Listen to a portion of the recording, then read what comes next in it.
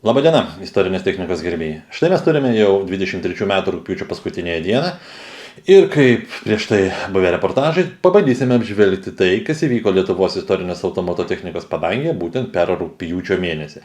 Renginių taipogi buvo ir labai įdomus įvykis būtent iš teisinės pusės.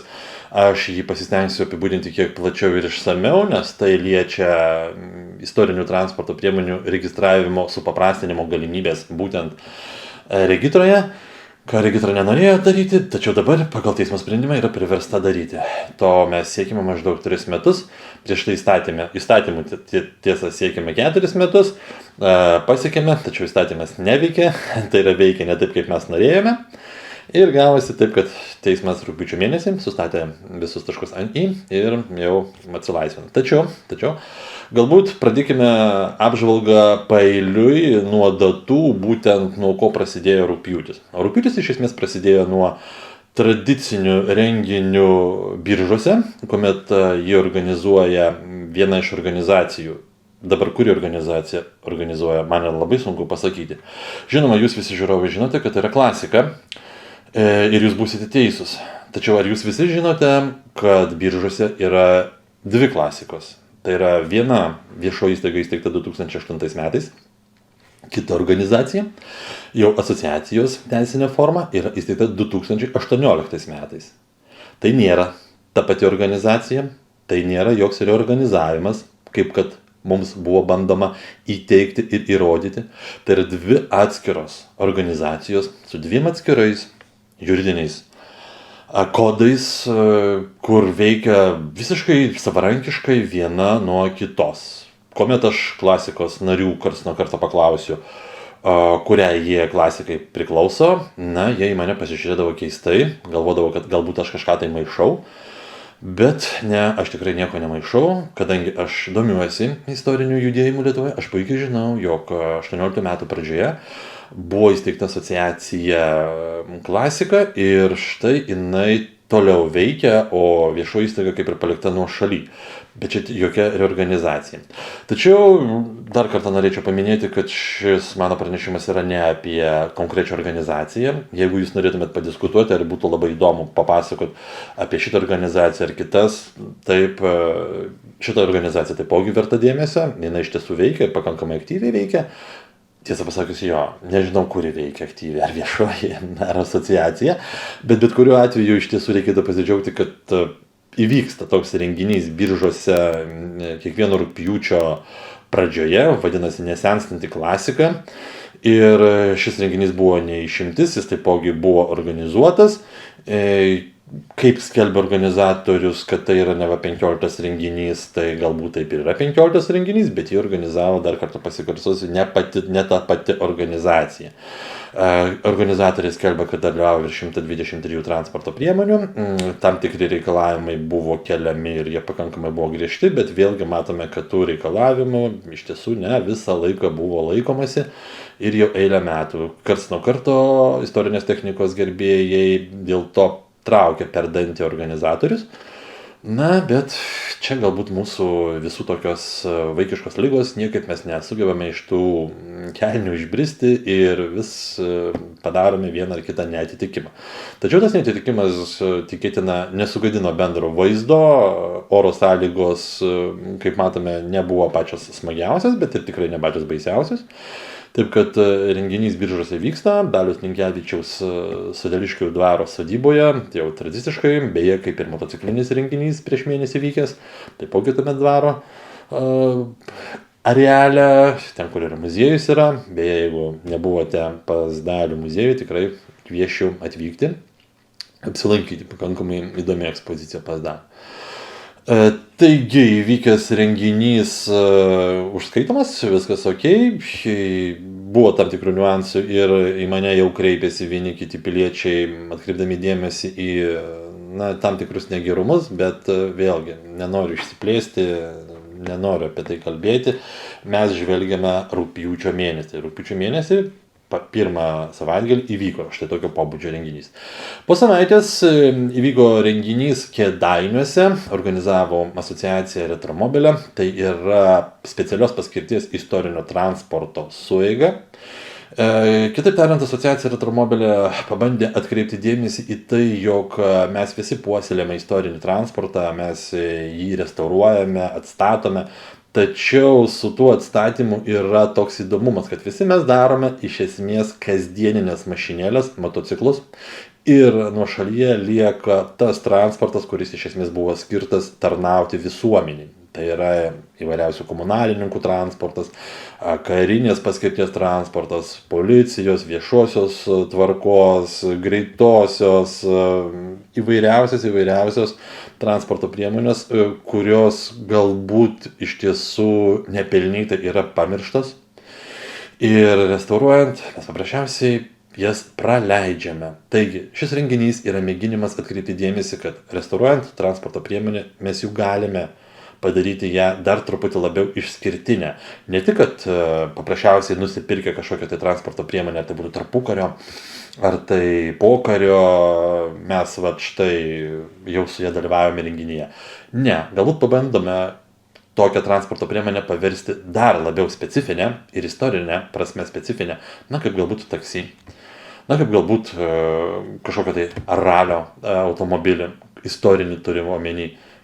Tos pačius sunkvežimius, tos pačios specialios paskirties, kaip kranai, ekskavatoriai ir visa kita. Jei, pripažinkime taipogi, nusipelno tam tikros lentynos istorijos eigoje. Taigi, renginys įvyko, sudalyvavo 22 transporto priemonės, apmaudu, bet berods 4 yra pakeliui sugedusios, įvyko sugedo, ir autobusų sugedo, ir sunkvežimis sugedo, ir viena lengvoji sugedo, dar keli neatvyko, galbūt dėl rugpjūtės. Taip jau gavosi. Tačiau Kėdainiuose renginys iš tiesų įvyko, kaip ir minėjau, 22 istorinės transporto priemonės sudalyvavo, buvo ir daugiau transporto priemonių, tačiau mes joms neleidome dalyvauti, kadangi tai nebuvo specialios paskirties istorinės transportas. Tai buvo istorinis, bet ne specialios paskirties. Kėdainių miesto valdžia kaip visą laiką priėmė maloningai ir žmonių gausa taipogi buvo neišpasakyta, nes Kėdainiai nors ir yra centras, tačiau tikrai neišlepęs tokiais renginiais. Mes labai to džiaugiamės ir didžiuojamės. Taigi, įvykęs Kėdainiuose renginys kažkuria prasme uždarė vos ne tą vidurį rugpjūčio ir štai po šito renginio gavome pranešimą apie tai, jog Lietuvos vyriausias administracinis teismas priėmė galutinį ir neskundžiamą sprendimą byloje, kurioje taipogi asociacija Retromobilė dalyvavo. Mes vertiname automobilį Mercedes-Benz 500 SEC 1991 metų, dar prieš 2 metus, 21 metais, tik su jos 30 metų.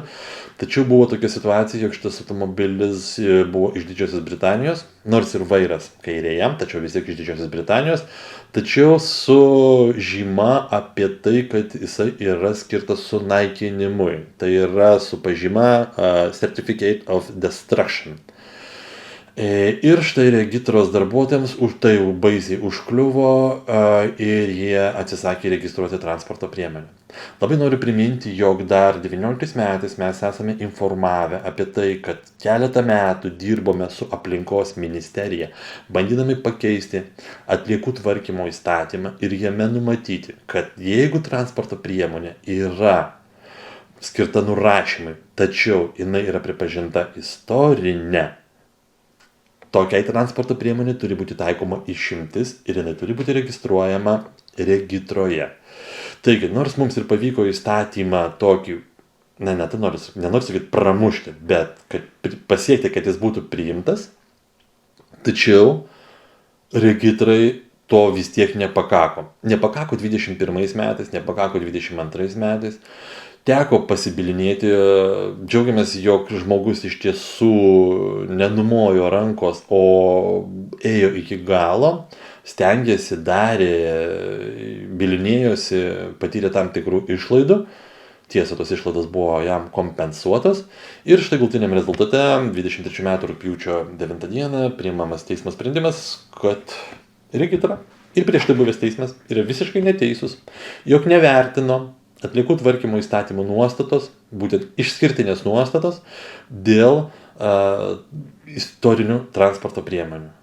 Aš labai tikiuosi, jog ateityje tokia nuostata tikrai neliks kliūtimi. Jau man pavyko pabendrauti su regitros atstovais.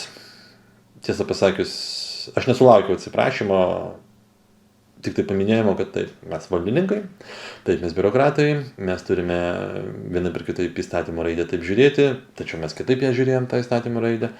Na ir žmogus 3 metus negalėjo džiaugtis istorinę transporto priemonę, bet galutiniam rezultate manau, kad tai bus visiems pamoka. Taigi, turėjome mes puikią pamoką, nors ir pakankamai brangią ir pakankamai ilgą. Keliaujame toliau. Rugpjūčio 12 dieną, tą pačią dieną kaip ir Suiga Kėdainiuose, įvyko renginys Radviliškyje. Gausi vabalų bendruomenė organizavo savo tradicinį renginį Radviliškio krašte. Čia susirinko ir vabaliukai, ir autobusiukai, ir T3, ir T2 savo kasmetiniai šventėjai. Labai džiaugiamės, jog iš tiesų vabalų yra pakankamai stipri bendruomenė. Jie, kaip matome, nelabai keičiasi ir tie, kurie jau prieš 10-15 metų pamilo tuos vabalus, jie ir po šiai dienai vis dėlto juos tobulina, su jais dalyvauja veikloje, na ir kažkuria prasme plečia tą akiratį. Būtent vabalų srityje, vabalų sferoje. 19 dieną rugpjūčio Biržų klubas ekipažas pakvietė į Gaižėnų bendruomenės susitikimą, subūrė kolektyvą ir nemažai transporto priemonių sudalyvavo tame renginyje. Ta pačia diena, 19 dieną, istorinės technikos klubo Klasik atstovas Tomas iš Alytaus sukvietė į susitikimą Alytuje savo bendraminčius. Alytuje taipogi įvyko šventė, ten dalyvavo taipogi ir Sena Gelažis, ir iš kitų organizacijų atstovai, pakankamai irgi įdomus renginys, tai labai smagu, jog tam tikrose miestuose ir miesteliuose yra entuziastai, kurie ne tik patys restauruoja, tvarko automobilius, tačiau dar ir sugeba organizuoti renginius. Tai tas renginys iš tiesų toks kaip ir vyko. Rugpjūčio 19 dieną būtent Alytuje. Na ir paskutinį savaitgalį, rugpjūčio 26 dieną, Retromobilė Šeduvos bei Radviliškio padalinio atstovai pakvietė į Šeduvos aerodromą istorinės technikos gerbėjų, kuomet vyko aviacijos šventė. Čia taipogi buvo pakankamai gausu istorinės technikos. Štai galite pamatyti net ir tokią Juozo Šeduvio 8-račią transporto priemonę, kuomet taipogi dalyvavo, mes kažkuria prasme iš Šeduvos istorinio transporto muziejaus nemažai transporto priemonių ištraukėme, tiesą pasakęs tikrai toli gražu net pusė nebus, bet vis tiek arti 10 eksponatų buvo ištraukta, pravedinta, tai vos ne paskutinis pasivažinėjimas būtent tiek šią vasarą, tiek šiais metais. Ir štai šiuo savaitgaliu renginiai rugpjūčio mėnesį Lietuvoje baigėsi. Baigėsi renginiai, tačiau sezonas dar tęsiasi ir tikrai jo nereikia nurašyti.